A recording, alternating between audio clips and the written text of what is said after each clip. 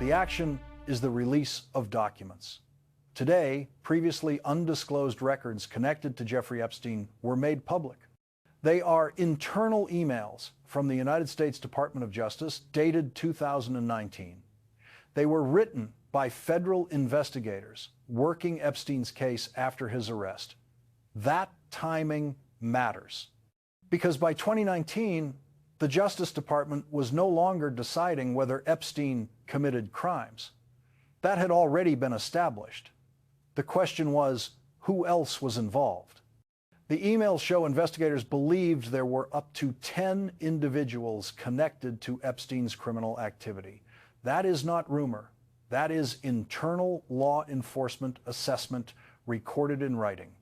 Some of those individuals were identified, some were located, some were served with grand jury subpoenas.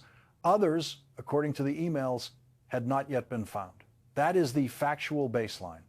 No speculation, no inference. Investigators believed Epstein did not operate alone. That belief was strong enough to trigger subpoenas and multi-state victim interviews. Now, the response. After the documents became public, the office of Bill Clinton issued a statement. It did not deny the existence of the records. It did not dispute their authenticity. Instead, Clinton's office called for the full release of any remaining materials that mention him or include photographs of him. The statement also said Clinton committed no wrongdoing and that he has never been charged in connection with Epstein. Both of those claims are factually accurate. There is no criminal charge against Clinton in the Epstein case. That is the record. But the statement also reveals something else. It acknowledges that materials referencing Clinton exist. It does not claim those materials are irrelevant. It asks for full disclosure. That matters because it shifts the question from denial to transparency. Another name has re-entered the public discussion. The documents do not state that Donald Trump was listed as a co-conspirator. That is important to say clearly. The record does not support that claim. What the record does show is renewed attention to Trump's own words, public words, on the record. Trump previously said he wished Ghislaine Maxwell well after her arrest. He also acknowledged having seen her socially in Palm Beach. Those statements exist. They are not disputed.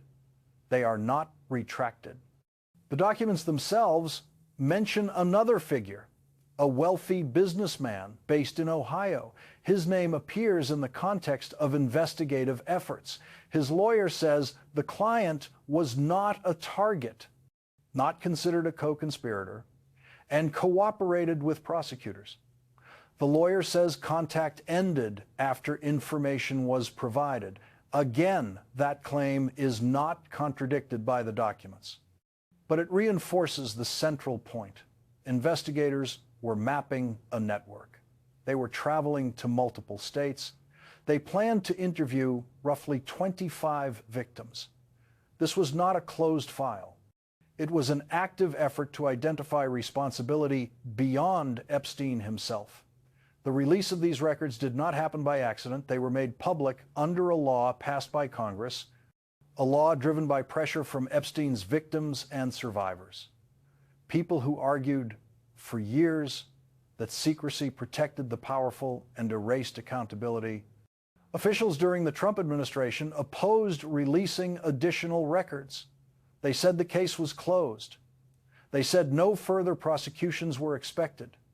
Critics said the record did not justify that conclusion.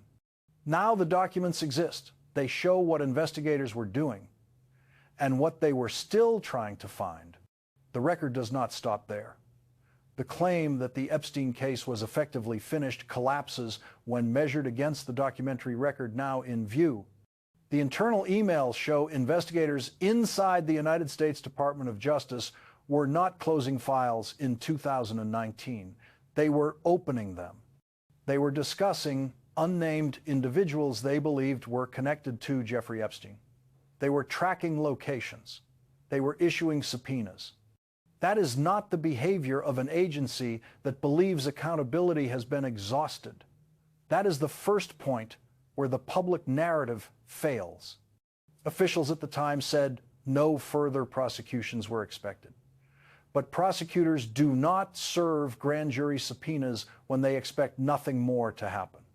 They do not schedule interviews with roughly 25 victims across multiple states if the investigative horizon is empty.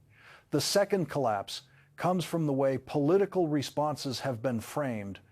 Bill Clinton's office emphasized that he has never been charged. That is true.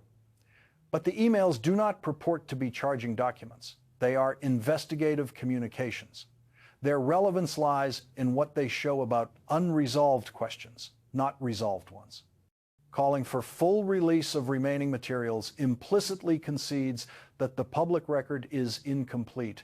That is not an accusation. It is an acknowledgement of unfinished disclosure. The third failure appears in the selective framing around Donald Trump. The documents do not list him as a co-conspirator. That matters, and it must be said plainly. But the return of attention to his past statements about Ghislaine Maxwell is not media invention. Those comments were voluntary. They were made after her arrest. They were never clarified or walked back. When public figures are discussing an associate later convicted of sex trafficking, context is not optional, it is required. Another element undercuts the claim that this investigation was aimless or speculative. One email references a wealthy businessman in Ohio. His lawyer says the client was not a target and cooperated. The key fact is not the denial. It is that investigators considered the individual relevant enough to document and pursue. Cooperation does not erase inquiry. It confirms it. This is how federal investigations work, and the emails reflect that reality. The final enabling factor is institutional. The records were released only after congressional action, driven by victims who argued that secrecy had protected reputations rather than truth. United States Congress did not pass that law because the case was settled. It passed it because transparency had failed. The documents now public show investigators asking questions the public was told no longer mattered. That gap between what was said and what was done is not rhetorical. It is documented, and it carries consequences for every official who argued disclosure was unnecessary. The pattern becomes clearer from here. The significance of these emails deepens when placed alongside the historical pattern of the Epstein case itself. This was not the first time investigators suspected that Jeffrey Epstein operated within a broader network, and it was not the first time that inquiry stalled short of public accountability. In 2008, Epstein avoided federal prosecution through a non-prosecution agreement that shielded unnamed potential co-conspirators. That language existed on paper. It was never fully tested in court. More than a decade later, the 2019 emails show federal teams again confronting the same structural question. Who else benefited, enabled, or participated? The repetition matters. It shows that unresolved responsibility was not an invention of activists or journalists. It was a persistent concern inside law enforcement. The escalation is visible in the scope of the work. Investigators were not confined to New York or Florida. They were traveling state to state. They were organizing interviews with dozens of victims. That scale reflects institutional seriousness, not administrative closure, yet the outcome remained the same. Epstein died in custody before trial. The investigation lost its central defendant, and the political system quickly moved to declare the matter functionally over. That decision produced beneficiaries and victims, and they are not abstract. The beneficiaries were anyone whose potential exposure remained buried in sealed files or incomplete disclosures. The victims were the survivors who testified, cooperated, and waited only to see the process end without a full accounting. This imbalance is not theoretical. It is documented by the very need for Congress to force the release of records years later. The institutional implication is stark. When investigations involving wealth and power end without resolution, trust erodes not because of speculation, but because of visible gaps in follow-through. Statements from political figures illustrate this divide. Bill Clinton's office emphasizes the absence of charges. That is legally correct. It does not address why materials referencing him remain unreleased. Donald Trump is not named as a co-conspirator in these emails. That is also correct. It does not negate the relevance of his own recorded comments about Ghislaine Maxwell, comments that stand without clarification in the public record. These are not accusations. They are unresolved points of fact. And unresolved facts accumulate consequences over time. They invite scrutiny. They demand transparency. The release of these documents under congressional mandate confirms that earlier assurances claims that nothing further remained to be learned were, at minimum, premature. Institutions asked the public to accept finality without evidence. Survivors rejected that demand. Lawmakers eventually agreed. But a repeated one. Investigations narrowed by circumstance, halted by death, and sealed by discretion rather than concluded by adjudication. That pattern is the story, and it leads directly to the final question of responsibility. Who decided that this was enough, and on what basis? There is one final element that has to be addressed.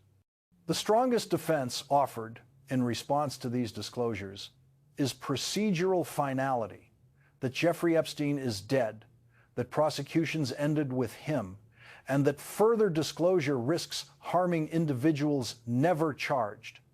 That defense fails on the record. Death does not terminate facts. It does not invalidate investigative findings. It does not retroactively erase subpoenas issued, victims interviewed, or internal conclusions drawn by federal agents. The 2019 emails show the United States Department of Justice was actively assessing co-conspirator exposure after Epstein's arrest. That work did not end because it was completed. It ended because the central defendant was gone and the institution chose not to proceed publicly. That choice belongs to people, not circumstances. The second defense is the absence of charges. Bill Clinton's office is correct that no criminal case was brought against him. Donald Trump is correct that these documents do not name him as a co-conspirator. But criminal charges are not the measure of whether the public record is complete. Investigative files exist precisely because charging decisions require evaluation. Withholding those files while insisting there is nothing to see is not exoneration, it is discretion exercised without transparency. The third defense is institutional caution. The claim that releasing records could chill cooperation or re-traumatize victims. Yet it was victims who pushed Congress to act. It was survivors who argued secrecy had protected influence, not them. United States Congress responded because the balance had already failed. Responsibility, then, is not diffuse. It sits with officials who declared the case closed while investigators were still asking questions. It sits with administrations that opposed disclosure and offered reassurance, unsupported by their own internal communications. It sits with leaders who spoke narrowly about legal exposure while avoiding broader accountability. And it sits with institutions that allowed a pattern to repeat, first in 2008, again in 2019, where potential co-conspirators were named in theory but never tested in public. This is not a judgment of guilt. It is a judgment of process. The record shows an investigation that identified unanswered questions, a political system that discouraged their pursuit, and a public that was told resolution had been reached when it had not. Transparency did not come from within. It was compelled. That fact alone carries weight. because when accountability requires force rather than consent, it signals institutional failure. The documents now released do not prove who committed crimes beyond Epstein. They prove something else, just as serious, that the full truth was not pursued with the urgency it warranted. That responsibility cannot be deferred. It cannot be buried with a defendant, and it does not expire with time.